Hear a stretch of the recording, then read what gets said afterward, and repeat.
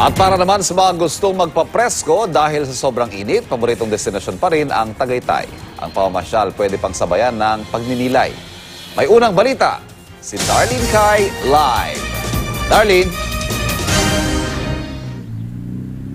Ivan, good morning. Kung sa Metro Manila ay lumalagpas na sa 35 degrees ang temperatura at sa ibang bahagi naman ng Pilipinas ay umaabot sa 40 degrees ang heat index, aba dito sa kinatatayuan ko sa Tagaytay City ay 22 degrees lang ang temperatura. At ang lamig ng klima dito sa Tagaytay, perfect para sa summer getaway, pero hindi lang yan. Perfect din ito para sa pagdinilay ngayong darating na Semana Santa. Pagdating sa Tagaytay, lalo na kung maaga, fog ang sasalubong sa mga turista. Ang malamig na klima at magagandang mga pasyalan ang talagang dinarayo dito. Lalo na ngayon kung kailan talagang napakainit sa ibang bahagi ng bansa.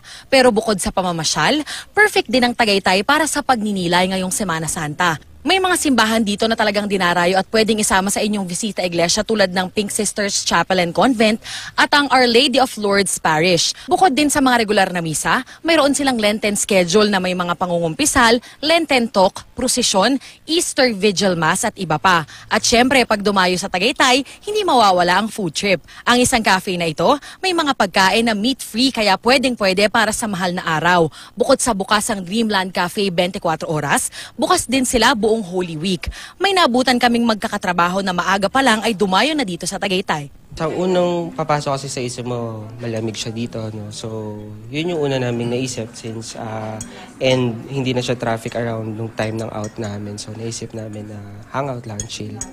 Kasi mostly pag summer, may mga tao dito talaga pumupunta. Kung hindi sa Baguio, Tagaytay. Tapos, syempre kasi ang daming parang spot para puntahan. Maliban sa staycation, madaming cafe.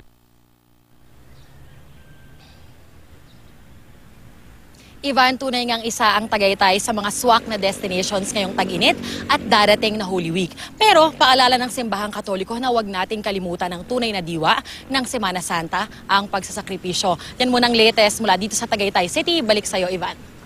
Maraming salamat, Darlene Kai.